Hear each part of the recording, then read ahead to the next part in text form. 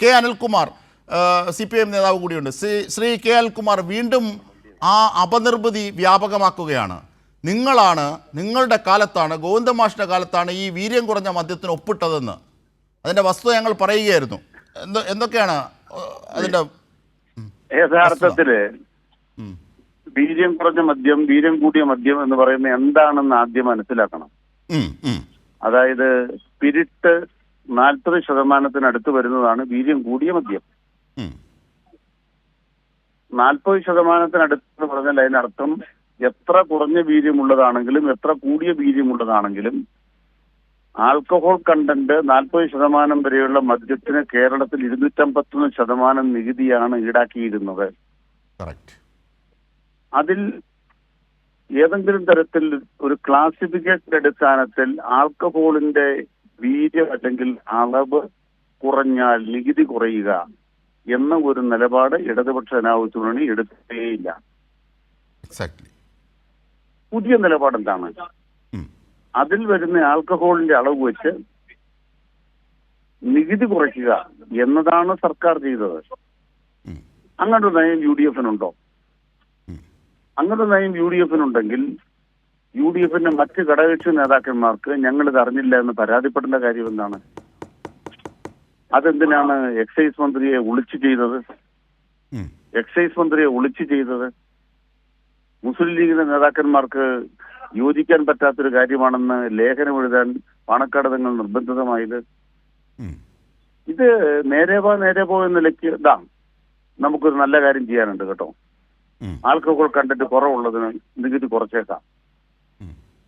അങ്ങനെ ഒരു കാര്യമില്ലല്ലോ. ദുരൂഹമായ ഒരു ഇടപാടല്ലേ. 3.5 കൊല്ലം മുമ്പ് കേരളത്തിൽ ഒരു ക്ലാസിഫിക്കേഷൻ ഭേദഗതി വന്നപ്പോൾ വീര്യം കൂടിയ മദ്യവും വീര്യം കുറഞ്ഞ മദ്യവും എന്നുള്ള 2 ക്ലാസിഫിക്കേഷൻ ഉണ്ടായി.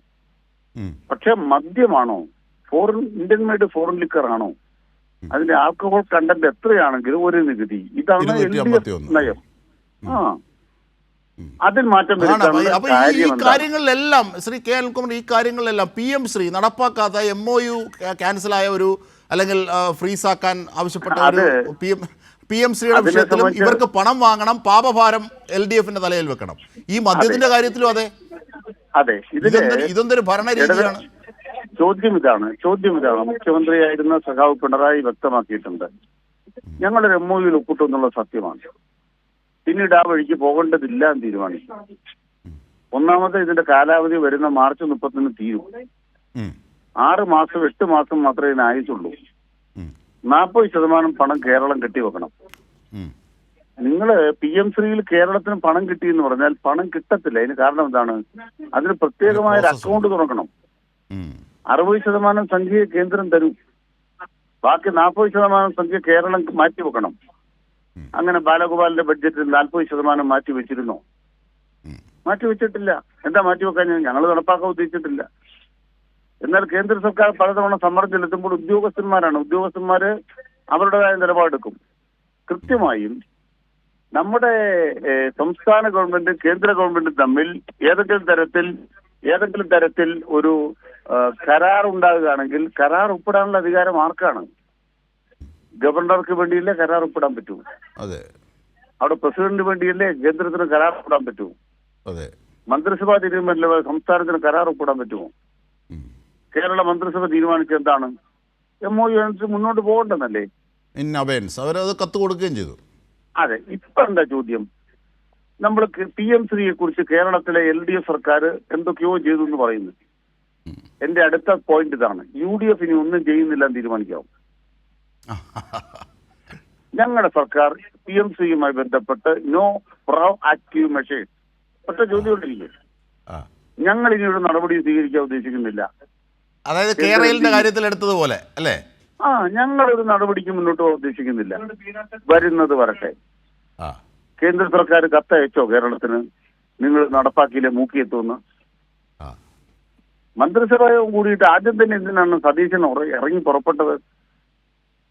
ഇതിനാണ് സതീശൻ ഇപ്പൊ ഈ അജണ്ട ആരാ കൊണ്ടുവന്നത്? നമ്മൾ മനസ്സിലാക്കേണ്ടത് കേന്ദ്ര സർക്കാർ കേരളത്തിന് കത്തെഴുതി. എന്താ കത്തിൽ പറയുന്നത്? മെയ് 8-ന്റെ കത്തുണ്ട് കയ്യില്. ആ കത്തിൽ എന്താ പറയുന്നത്? PM ശ്രീ ഇപ്പൊ മരവിപ്പിച്ചിരിക്കുകയാണ്, നിങ്ങൾ നടപ്പാക്കാൻ മുൻകൈ എടുക്കണം. അപ്പോ വി ഡി സതീശന് പറയാം, എന്താ അവര് മരവിപ്പിച്ച കാര്യം ഞങ്ങൾ ഇനി മുന്നോട്ട് കൊണ്ടുപോകാൻ ഉദ്ദേശിക്കുന്നില്ല. മാത്രമല്ല 40% കാശുണ്ടാക്കാൻ കേരളത്തിന് ഇപ്പൊ പാടാണ്. 3, ഈ സ്കൂളൊക്കെ കേരളത്തിൽ നല്ലതായതുകൊണ്ട് ഏറ്റവും മോശം സ്കൂളുകൾ തിരഞ്ഞെടുക്കണം. എന്താ ഈ PM3 കെട്ടിടം ഇല്ലാത്ത സ്കൂൾ തിരഞ്ഞെടുക്കണം. 10 കൊല്ലത്തെ പിണറായി സർക്കാർ ഉണ്ടായതോടുകൂടി കെട്ടിടം ഇല്ലാത്ത സ്കൂളില്ല. അതുകൊണ്ട് ഈ പരിപാടിക്ക് ഞങ്ങൾക്ക് ഇപ്പൊ കെട്ടിടം പണിയാൻ സ്ഥലമില്ല. എന്തൊക്കെ കാര്യം എഴുതി കൊടുക്കാം. അതെ അതെ